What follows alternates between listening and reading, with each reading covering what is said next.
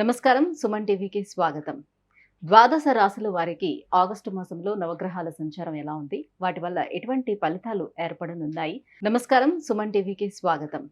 ద్వాదశ రాశుల వారికి ఆగస్టు మాసంలో నవగ్రహాల సంచారం ఎలా ఉంది? వాటి వల్ల ఎటువంటి ఫలితాలు ఏర్పడనున్నాయి? దానికి ఎటువంటి పరిహారాలను పాటించుకోవాలి? ఈ విషయాన్ని తెలియజేసేందుకు మనతో పాటు ఉన్నారు ప్రముఖ జ్యోతిష్య శాస్త్ర పండితులు, జ్యోతిష్య రత్న, జ్యోతిష్య చక్ర వైభవ నిపుణ డాక్టర్ రాళ్లపల్లి రవికుమార్ గారు. గురుగారు నమస్కారం. నమస్కారం.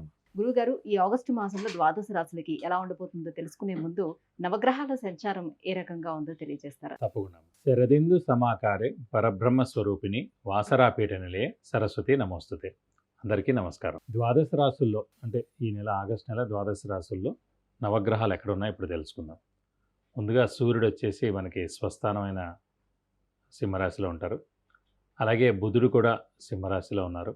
అలాగే శుక్రుడు కూడా ఈ నెల అంతా కూడా మనకి సింహరాశిలో ఉంటారు. అలాగే కుజుడు వచ్చి మనకి వృషభ రాశిలో ఉంటారు. గురువు వచ్చేసి మనకి వృషభ రాశిలో ఉంటారు. అలాగే శని స్వస్థానమైన కుంభరాశిలో ఉంటారు. అలాగే రాహు వచ్చి మనకి మీన రాశిలో ఉంటారు. ఇక కేతు వచ్చేసి మనకి కన్యా రాశిలో ఉంటారు. ఇవి ఈ నవగ్రహాలు ద్వాదశ రాశుల్లో ఈ నెలలు కూడా ఈ స్థానాల్లో ఉంటారు. గురుగారు, ఆగస్టు మాసం ఈ కన్యా రాశి వారికి ఎలా ఉండబోతుంది? వీరికి మొత్తం ఈ సంవత్సరం అంతా అనుకూలించే విధంగా గతంలో పంచాంగంలో చెప్పారు. బట్ ఈ ఆగస్టు మాసం వరకు చూస్తే ఎలా ఉంది? కన్యారాశి అనగానే మనకి ఉత్తర 2, 3, 4 పాదాలు, హస్త 1, 2, 3, 4 పాదాలు, చిత్త 1, 2 పాదం, ఈ నక్షత్రాల సమూహం మనకి కన్యారాశిలోకి వస్తుంది. వీరికి అద్భుతంగానే ఉందని చెప్పుకోవాలి. ముఖ్యంగా ఏంటంటే ఏ మనిషికైనా గురువు శని చాలా ఇంపార్టెంట్. అలాంటి గురువు మనకి భాగ్యస్థానంలో చాలా బాగున్నాడు. అలాగే శని స్వస్థానమైన 6వ స్థానంలో చాలా బాగున్నాడు.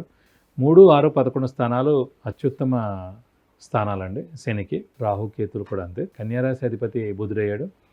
సో బుధుడు శని మిత్రులు కూడా అయ్యారు కాబట్టి 6వ స్థానంలో చాలా బాగున్నాడు. కాబట్టి డెట్స్, మిజరీస్, ఎనిమిస్ ఏమి ఉండవు. ఆరోగ్యం చాలా బాగుంటుంది. అప్పుల బాధ తప్పుతుంది. అనారోగ్యం ఉండదు. అలాగే శత్రువులు ఎవరున్నా కూడా నశించిపోతారు. అలాగే భాగ్యస్థానంలో గురువు ఉండడం చేత ఉన్నత చదువు, ఉన్నత ఉద్యోగం, అలాగే ఆరోగ్యం బాగుండడం, అలాగే అవివాహితుల వివాహం, సంతానం లేని వారి సంతానం, నిరుద్యోగులకు ఉద్యోగం రావడం, ఉద్యోగస్తులకి promotions, name and fame, boss నుంచి మన్నన, ఫారెన్ టూర్ విజిట్స్, అసైన్మెంట్స్ రావడం ఇవన్నీ జరుగుతాయి. అలాగే ఈ రాశిలోనే మనకి కేతు ఉన్నారు. సో ఇదివరకు కూడా మనం చెప్పుకున్నాం. ఎప్పుడైతే మన రాశిలో కేతువు కానీ రాహు కానీ ఉన్నారో ఆ సమయం అంతా కూడా మనకి గ్రహణ సమయం లాంటిది అన్నమాట. సో ఆల్రెడీ ఈ రాశి వారికి మొన్నటిదాకా అష్టమ స్థానంలో రాహు ఉండడం చేత, ద్వితీయంలో కేతు ఉండడం చేత చాలా ఇబ్బందులు ఎదుర్కొన్నారు. సో ప్రస్తుతం అది మేజర్గా అవన్నీ కూడా తొలగిపోయి ప్రస్తుతం మటుకు కన్యా రాశిలోనే కేతు ఉండడం చేత ఇంకా ఒక 20 to 30% ప్రాబ్లం మిగిలే ఉంది. ఎందుకంటే గ్రహణ సమయం మటుకు అలాగే ఉంది కదా. రాశిలోనూ ఉన్నాడు, సప్తమ స్థానంలో కూడా ఉన్నాడు. సో మనం ఏం చెప్తున్నా కూడా అవతల వాళ్ళకి అది నిజం కాదేమో అనిపించడం, అబద్ధాలు ఆడుతున్నారేమో అనిపించడం, మాట జవదాడుతున్నాడని, లేదంటే తప్పించు తిరుగుతున్నారని, అలా ఏవో మనం ఏం అనకపోయినా కూడా ఏదో అంటున్నారని, ఇవన్నీ కూడా బయట అనవసరంగా జరుగుతూ ఉంటాయండి. అప్పుడు ఎవరు ఎలాంటి వాళ్ళు అనేది మనం కూడా కనిపెట్టడం కష్టం అనమాట. ప్రస్తుతం కన్యా రాశి వారు సో రాశిలో కేతు ఉన్నారు కాబట్టి గ్రహణ సమయం అనమాట. అంటే ఇప్పుడు ఫర్ ఎగ్జాంపుల్ సూర్యగ్రహణం వచ్చింది. అంత పెద్ద సూర్యుడు కూడా ఆ 5 నిమిషాలు 10 నిమిషాలు మిస్ అయిపోతాడు, కనిపించకుండా పోతాడు అని చెప్పి. లేకపోలేడు, ఉన్నాడని తెలుసు, కానీ మనం నిరూపించాలంటే అక్కడ అంతా చీకటి ఉంది కదా. కాబట్టి చీకటి వెళ్ళిపోయేదాకా మటుకు మనం మౌనంగా ఉండాలి అంటున్నాను. మనం మౌనంగా ఉంటే కనుక మనం ఏంటో ఒరిజినల్ మనకే తెలుస్తుంది.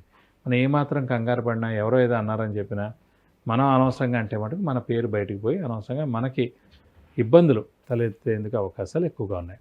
అంటే ఒకటి ఉంటే పర్లేదు, రాహు కానీ కేతు కానీ. సో అనుకున్న కేతు ఉన్నాడు రాశిలో, సప్తమ స్థానంలో రాహు ఉన్నాడు కాబట్టి 2 గ్రహాల ప్రాబ్లం ఉంది కాబట్టి జాగ్రత్త వహించరు. అయితే గురుశనులు బాగున్నా రాహు కేతువులు కొంచెం మిశ్రమంగా ఉన్నారు. రాశిలో ఉన్నాడు, సప్తమ స్థానంలో ఉన్నాడు. సో ఇది గ్రహణ సమయం. మీన రాశికైనా ఇదే అండి, కన్యా రాశికైనా ఇదే. ఎందుకంటే మీన రాశికి అయితే అక్కడ రాశిలో ఉన్నట్టు, సప్తమంలో కేతు ఉన్నట్టు.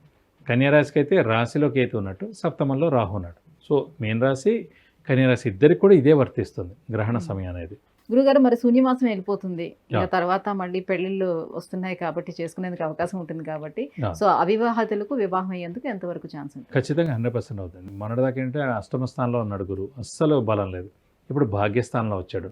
సో భాగ్యాన్ని తప్పకుండా చేకూరుస్తాడు. అలాగే మంచి సంబంధం కూడా వస్తుందండి. సో చాలా మంచి సంబంధం వస్తుంది, వివాహం అవుతుంది, ఎక్కువ కష్టపడక్కర్లేదు కూడా.